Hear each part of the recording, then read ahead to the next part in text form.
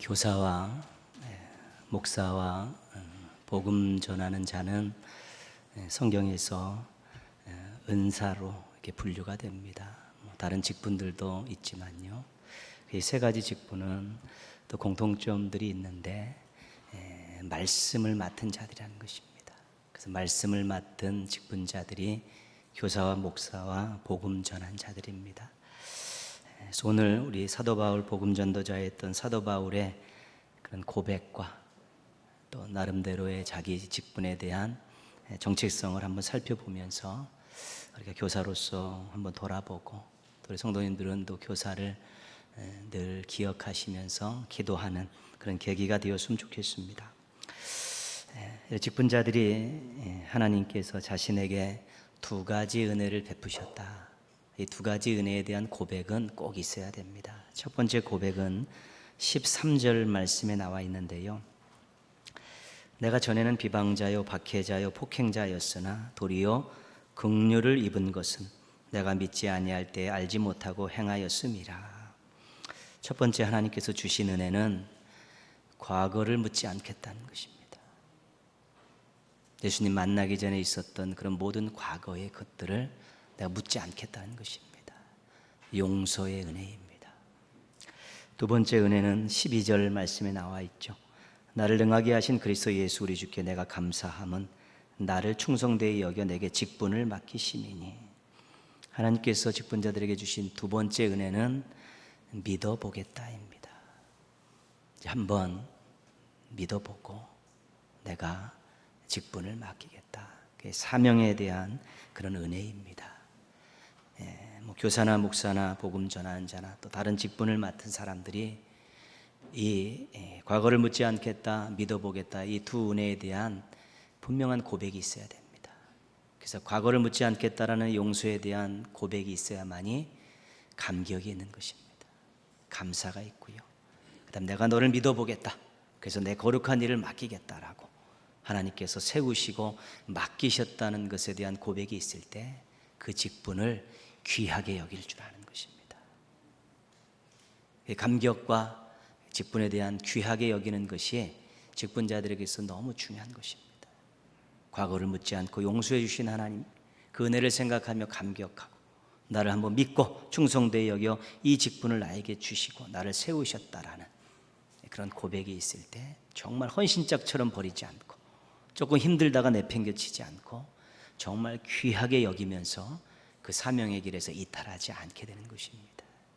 그래서 우리 모두도 교사 여러분들 마찬가지고 성도님들 다 과거를 묻지 않겠다라는 용서의 은혜와 한번 믿어보겠다라는 이 사명의 은혜를 받고 주의 일을 하는 것입니다. 감격과 직분에 대한 귀함을 잃어버리지 않는다면 하나님께서 아름답게 사용하시는 종들이 되어질 수 있게 될 것입니다. 사도 바울이 전했던 것 가운데 또 중요한 것들 두 가지를 이야기하고 있는데요. 사명과 관계된 이야기입니다. 15절 말씀 보시면요. 믿보다 모든 사람이 받을 만한 이 말이요 그리스도 예수께서 죄인을 구원하시려고 세상에 임하셨다 하였도다. 그러니까 사도 바울은 그리스도 예수께서 죄인을 구원하시려고 세상에 임하셨도다. 이 말을 전하는 사명을 받은 것입니다. 이 말을 잘 전해서 한 영혼을 구원하는 것이 그의 사명이었고요. 또 교사와 목사는 또 그 말을 듣고 복음의 울타리 안으로 돌아오고 은혜의 울타리 안에 들어온 사람들을 하나님의 말씀을 가지고 잘 양육해서 세상에 빛과 소금으로 살 수 있도록 가르치는 것입니다. 그래서 복음을 전하는 자는 복음의 말을 전하고 또 복음을 받고 돌아온 사람들을 교사나 목사의 말씀을 맡은 직분자들은 하나님 말씀으로 잘 가르쳐서 그들로 하여금 하나님 기뻐하시는 그런 인생을 살 수 있도록 격려하고 안내하는 것입니다. 사도 바울이 깊고 중요하게 생각한 또 하나의 내용은 16절 말씀에 나와 있습니다. 16절 말씀 보시면요. 그러나 내가 긍휼을 입은 까닭은 예수 그리스도께서 내게 먼저 일체 오래 참으심을 보이사 후에 주를 믿어 영생 얻는 자들에게 본이 되게 하려 하심이라. 저희가 하나님 말씀을 붙들고 복음을 전하며 살다가 엄청나게 많은 고난을 당했습니다. 그래도 말씀의 길 걸어가겠습니다. 주님을 위해서 고난당하는 것을 기쁘게 생각하겠습니다. 그렇게 우직하게 나갔다는 것입니다. 왜 그랬냐면 복음을 듣고 영생 얻은 그 다음 세대들이 자신을 본받아서 신앙의 올곧은 모습으로 살아가는 것을 꿈꾸기 때문에, 하나님께서 그것을 원하시기 때문에 자기는 그 다음 세대들에게 본을 보이기 위해서 모진 고난도 다 참고 맡겨주신 사명을 생명을 걸고 감당했다라고 고백하고 있는 것입니다. 사도 바울은 말로 본으로 그 다음 세대들을 구원하고 또 자신을 본받아서 하나님 기뻐하시는 그런 신앙인들로 만든다는 분명한 사명을 가지고 살았던 것입니다. 그래서 우리 교사들 말씀에 정통해야 합니다. 말씀을 가르치는 것입니다. 하나님의 말씀을 가르치는 것입니다. 그래서 말씀을 통해서 한 영혼 그 깊숙이에 복음이 살아 움직이고 말씀이 꿈틀거리면서 그의 인생이 말씀에 의해서 아름답게 가꾸어지기를 소망하면서 말씀을 가르치고 전하고 격려하면서 그렇게 가는 것입니다. 아이들은 세상에 관심이 많습니다. 또 하루에 많은 시간들을 학업에 할애하고 있습니다. 그리고 틈만 나면 놀고 싶고 즐기고 싶어서 안달이 나 있습니다. 그런 아이들을 어떻게 하나님 기뻐하시는 그러한 자녀들로 변화시키고 양육할 수 있겠습니까? 그것은 말씀입니다. 말씀의 능력으로, 그리스도의 심장을 가지고 말씀의 능력으로 그들을 가르칠 때만이 그들이 세상을 이기고 세상을 변화시키는 하나님의 자녀들로 양육되어질 수 있는데, 가르치는 자가 정통하지 않으면 배우는 자가 한계가 있는 것입니다. 배우는 자는 가르치는 자의 수준을 넘어설 수가 없습니다. 나중에 자기가 부단히 노력해서 넘어서는 것이지, 배우는 그 하에서는 가르치는 자의 수준을 넘어갈 수가 없기 때문에 말씀에 대한 수준을 높이고 말씀의 샘을 깊이 파서 그렇게 아이들을 가르치게 될 때 아이들이 정말로 하나님 원하시는 귀한 자녀들로 변화받을 수 있는 것이죠.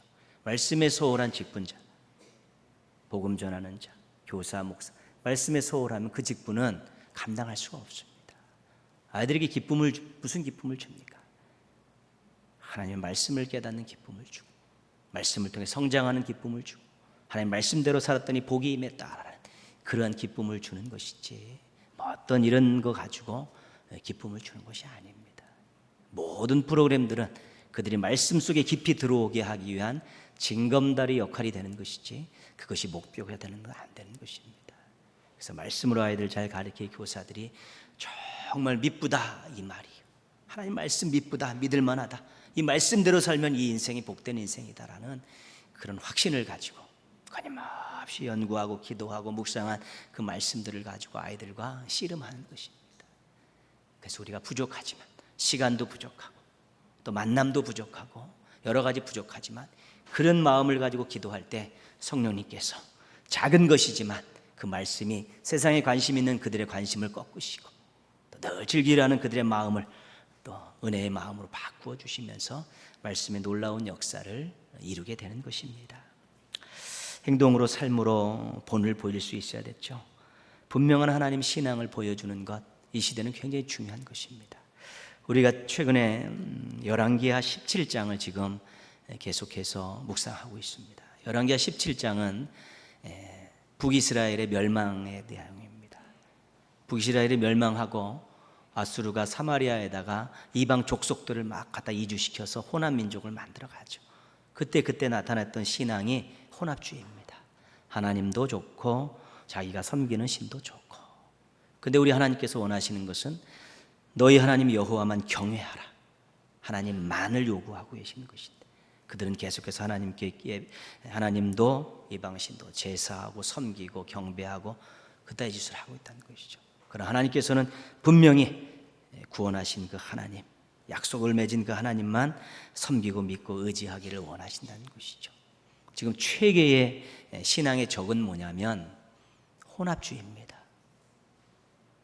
하나님도 좋고 세상도 좋고, 하나님도 최고, 내 취미생활도 최고, 하나님도 멋있고 또 내가 좋아하는 것도 멋있고, 하나님과의 모든 것들을 양다리식으로 걸치는 이것이 이 시대 최고의 유익입니다.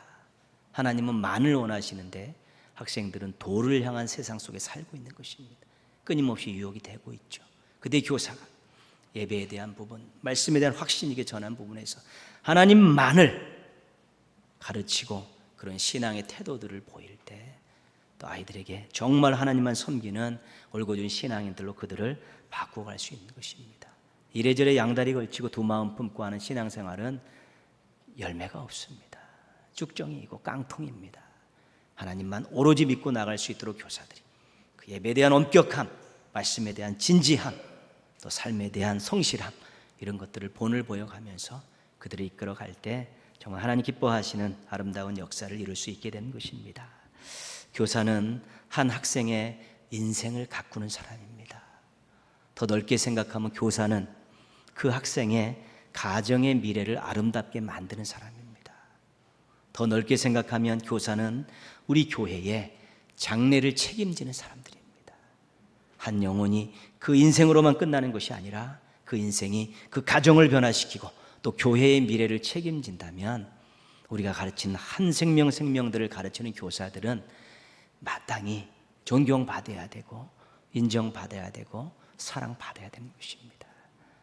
내 자녀의 인생을 책임지고 우리 가정의 미래를 아름답게 할 수 있고 우리 교회의 장래를 아름답게 꽃피울 수 있는 씨를 뿌리고 가꾸는 그런 농부와 같은 직분이기 때문에 교사들도 나름대로 자긍심도 가져야 되지만 성도들이 끊임없이 기도하고 격려하고 후원하면서 정말로 교회 학교가 아름답게 성장해 갈 수 있도록 도와줄 때 한 인생도 한 가정도 한 교회도 우리가 미래를 아름답게 바라볼 수 있게 되는 것입니다. 그 교사는 중요한 것입니다. 교사들이 많지 않죠. 예전처럼. 또 교사라는 것이 많은 시간들과 관심들과 노력들을 요하니까 이제는 교회에서 3D 직분으로 이렇게 전락하는 그런 형국에 있습니다. 그러나 교사가 없는 교회, 교사가 뜨겁지 않은 교회의 미래는 없습니다. 어떡하겠습니까? 교사들이 정말 살아 움직이면서 아이들을 잘 말씀으로 또 본을 보호해가면서 양육할 때 그 교회의 미래가 있는 것입니다. 그렇기 때문에 교사들은 나름대로 그러한 자긍심을 가지고 여름 성경도 준비하시고 아이들도 잘 가르치시고요. 우리 온 성도들이 함께 우리 기도하며 격려하면서 아름다운 미래를 준비해야 되는 것입니다. 얼음도 물은 물이지만, 이현주 목사님의 짧은 글입니다. 얼음도 물은 물이지만 그걸로는 손도 못 씻고 발도 못 닦고 무엇보다도 얼음은 흐르지를 못한다. 그러니 얼음은 영원히 외로운 실향민인 것이다. 사람도 이와 같으니 아무쪼록 얼어붙지 말리리다. 따스하게 부드럽게 녹아 흐를 일이다. 물이 흘러야 돼. 흘러야 되는데 얼어버리면 모양은 나름대로 물의 속성은 가지고 있는데 손도 못 씻고 발도 못 씻고 아무것도 못한다는 거예요. 같은 물로 구성이 되어 있지만 얼어붙으면 용도가 그렇게 많지 않다. 본연의 용도 쓰기 어렵다는 거예요. 난 커피 타 먹을 때 쓴 정도 될까요?